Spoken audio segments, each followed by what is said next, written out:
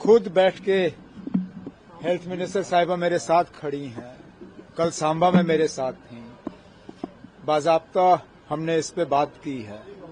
और जैसे मैंने कल सांबा में कहा, इन बच्चों को जैसे ऑर्डर आया है, इन्होंने नीट के एग्जाम जो है पास कर लिए हैं, इनका मेरिट है, इनको अब एडजस्ट करना कानूनन हमारी जिम्मेवारी है। और इनको जो इनके घर के सबसे नजदीक मेडिकल कॉलेजेस हैं, हमारी कोशिश रहेगी कि वहां इनको जो है सुपर न्यूमरी सीट्स कायम करके इनको हम एडजस्ट कर देंगे ताकि इनकी तालीम पे कोई असर ना पड़े। लेकिन इनको एडजस्ट करना हमारे लिए कोई मुश्किल काम नहीं है, हम कर लेंगे। लेकिन इस मेडिकल कॉलेज को बंद करके जो आगे जाके बच्चों के मुस्तकबिल के साथ खिलवाड़ हुआ है, उस पे भी हमें सोचना चाहिए। आज जैसे मैंने कल आपसे कहा था, चलिए आज 50 सीटों में से 40 जो हैं वो मुस्लिम बच्चे ले गए, जिस पे आपको एतराज हुआ। कल को जब आहिस्ता आहिस्ता इस कॉलेज की सीटों की तादाद बढ़ाई जाती, 400-500 सीटों पे पहुंच जाते, मुमकिन है आगे जाके 250-300 बच्चे जो हैं यहां जम्मू के होते। अब वो कहां जाएंगे? पूरे मुल्क में लोग मेडिकल कॉलेज के लिए तरसते हैं। हम ही एक जगह हैं जहां अच्छा खासा बना बनाया मेडिकल कॉलेज हमें मिला और हमने एहतजाज करके उसको बंद करा दिया। तो मुरद्दुल्ला साहब, क्या जम्मू कश्मीर की सरकार यहाँ नया मेडिकल मतलब इंस्पेक्शन, पहले तो मुझे बताइए इंस्पेक्शन किया किसने, और अगर किया था तो पास कैसे हुआ? ये लोग जश्न मना रहे हैं, लेकिन आप लोग सवाल कर नहीं रहे हो। आपको पहले तो उस यूनिवर्सिटी के जो उनके जो ऑफिस बेरर्स हैं, ऊपर से लेके नीचे तक, आपको उनसे पूछना चाहिए कि आखिरकार अगर आपने मेडिकल कॉलेज बनाया तो वो इंस्पेक्शन में पास क्यों नहीं हुआ?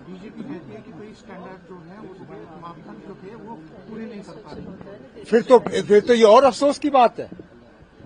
इस यूनिवर्सिटी को हेड कौन करते हैं? यूनिवर्सिटी के चांसलर कौन है? कहीं ना कहीं आपको उनसे भी फिर सवाल करना चाहिए। मेरे यहां तो आप पहुंच जाते हो सवाल करने के लिए, जरा वहां भी डेरा जमा के सवाल करिए ना कि अगर आज बीजेपी इस बात पे खुश है कि यूनिवर्सिटी ने अपने स्टैंडर्ड्स मेंटेन नहीं किए, अगर स्टैंडर्ड्स मेंटेन नहीं किए तो इसके लिए कसूरवार कौन है और उनके खिलाफ कार्रवाई क्या की जाएगी?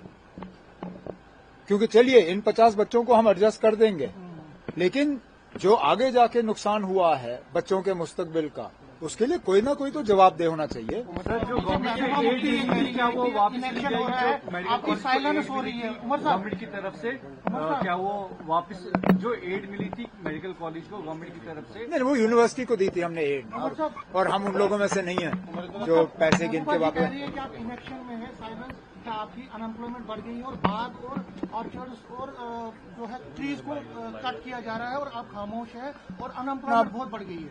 मेरे पार्टी के साथी मुझे अक्सर कहते हैं कि मुझे थोड़ा सा और खामोश रहना चाहिए। वो कहते हैं मैं ज्यादा ही आप लोगों के सवालों का जवाब देता हूं। मुझे बताइए ना, कौन सा ऐसा इशू है जिस पे मैं खामोश रहा हूं? कोई ऐसा इशू नहीं है ना जिस पे मैंने जो है बात ना की हो।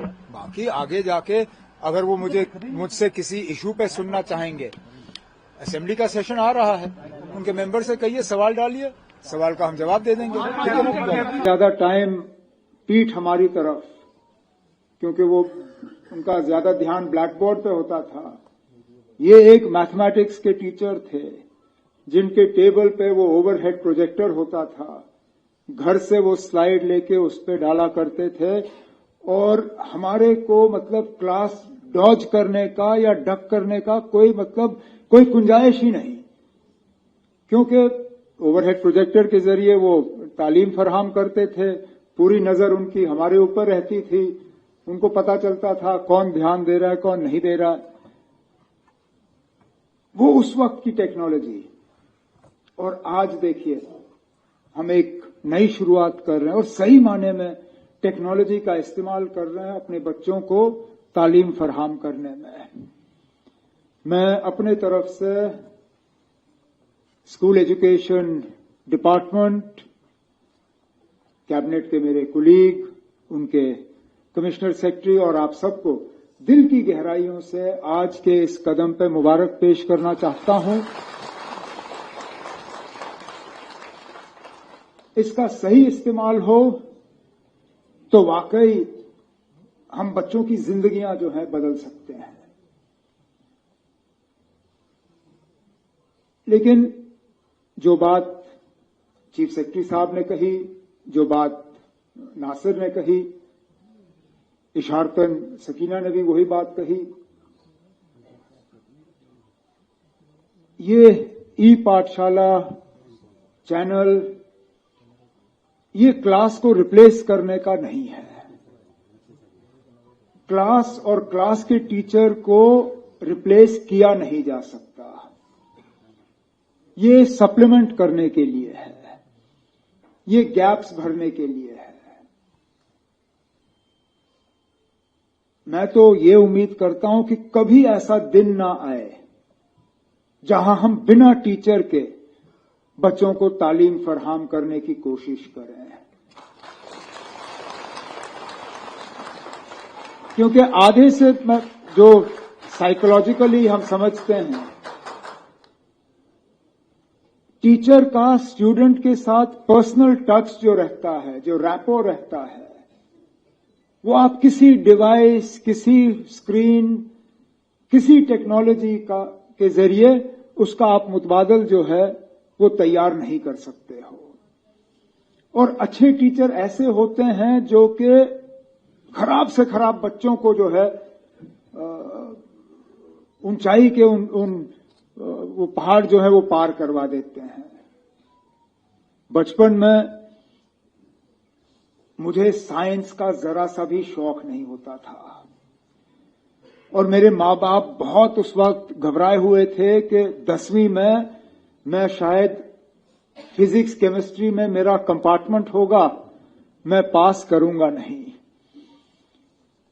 श्रीनगर में उस वक्त मेरे उम्र के जो लोग हैं उनको याद होगा, एक बहुत मशहूर टीचर होते थे सतलाल राजदान। हाँ, राजदान साहब। हाँ, उन्होंने मेरे वालिद साहब को भी सिखाया था। उनके बारे में कहा जाता था कि अगर वो डेस्क को भी पढ़ाएंगे तो वो डेस्क भी जो है इम्तिहान पास कर पाएगा। मुझे यकीन माने, मुझे उस चीज पे जरा सा भी भरोसा नहीं था। मुझे लगा ये हवा में बात कर रहे हैं, होगा कुछ नहीं। लेकिन इतने सख्त मिजाज के आदमी थे वो। मेरे फादर चीफ मिनिस्टर थे, इशारे पे जो है ट्यूटर मेरे घर पहुंच जाते थे मुझे ट्यूशन देने के लिए। एक सतलाल राजदान साहब थे जिन्होंने कहा मैं इनको ट्यूशन दे दूंगा लेकिन इनको मेरे पास आना पड़ेगा, मैं इनके पास नहीं जाऊंगा। तो शाम को ठंड में साइकिल पर बैठ के मैं जवाहर नगर उनके क्वार्टर पहुंच जाता था और मैं ट्यूशन हासिल करता था। जितना वो मुझे पढ़ा सके पढ़ाया। जिंदगी में मैंने साइंस में उतने नंबर नहीं लिए थे जितने सतलाल राजदान साहब ने मुझे दिलवाए। कहने का मतलब मेरा ये है कि टेक्नोलॉजी का हम इस्तेमाल करेंगे गैप्स को भरने के लिए, लेकिन अच्छे टीचर का कोई टेक्नोलॉजी जो है उसका मुकाबला नहीं कर सकती। तो हम टेक्नोलॉजी का भी इस्तेमाल करेंगे। हमें टीचर अपने जो हैं उन्हें भी मदद करनी होगी ताकि वो भी अपने स्किल्स अपग्रेड कर सकें। अच्छे टीचरों की हमें परवरिश करनी चाहिए, उन्हें इनकरेज करना चाहिए। और जैसे बार बार आज कहा गया है, चैनल अपनी जगह ठीक है। अगर चैनल का कंटेंट जो है वो सही ना हो या उसको टाइम पे हम अपडेट ना करें तो उसका जो फायदा हमें मिलना चाहिए वो नहीं मिलेगा। इसलिए मेरी डिपार्टमेंट से मोतबाना गुजारिश होगी कि कंटेंट ठीक है या नहीं है, इसके लिए सिर्फ दो लोग जो है जवाब दे सकते हैं, स्टूडेंट और टीचर, मेहरबानी करके इनसे फीडबैक जो है बार बार लेते रहिए कि क्या वाकई ये कंटेंट जो है, ये चैनल जो है, ये ठीक चल रहे हैं, क्या बच्चों का इनका फायदा हो रहा है और क्या हम शेड्यूल के मुताबिक ये कर रहे हैं। क्योंकि दूर दराज इलाके हैं हमारे, कटे हुए इलाके हैं।